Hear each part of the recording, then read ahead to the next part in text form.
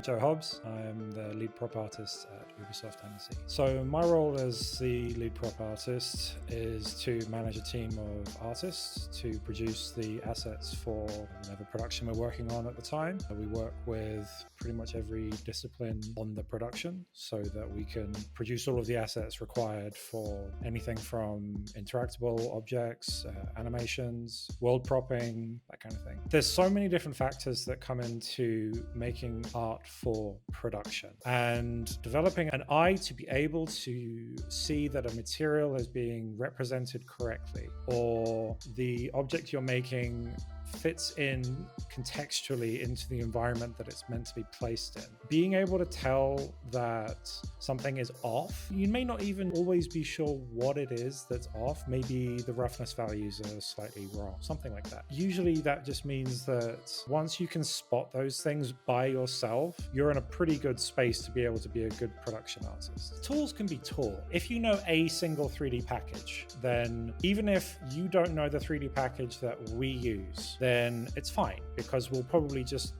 give you the time to learn it, and that will just be part of your onboarding process. And it'll take time, but having good knowledge of a 3D package is fine.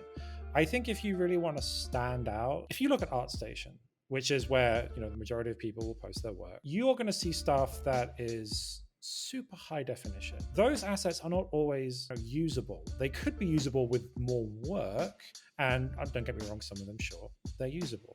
But the majority of the stuff you see technically would never pass any kind of validation to get into game. A lot of the sort of 4K super high res stuff you see, if it's not a first person gun or a cinematic asset, you would never give it all those resources. So there seems to be this conception that you need to just make everything always look as good as possible. But honestly, if you want to impress a lot of people in this industry, I would just try to do something a little more optimally. Don't use crazy amounts of textures. Try to get as good a result as you can without throwing the kitchen sink at it. I spend a lot of time on Twitter just trying to help people, and I was getting asked questions from people that were in game design or level design or audio or VFX, and I can't help these people. I'm not in any of those disciplines. I can't advise you. I can tell you if I think it looks good or what could be improved, but I couldn't help you technically, or I couldn't give you advice on what to improve in your portfolio in those departments to help you get a job. So I started putting out tweets to say, hey, if there are any level designers interested in helping someone, can you let me know,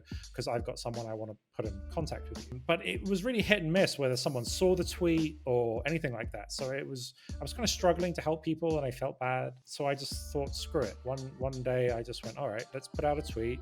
I'm going to try and build a list. I know that this industry is full of really helpful, nice people. How many of them would be willing to share their contact information for a list publicly so that students or anyone that is sort of desperate to just get a start in the industry can just get a professional to look at their work, tell them what they're doing wrong or right, and just give them that push that they need. It's something that I wish I had when I was a student, and I know a lot of people in my position wish they had it when they were a student. And it's been said a lot to me since I made that, and I know it's helping a lot of people.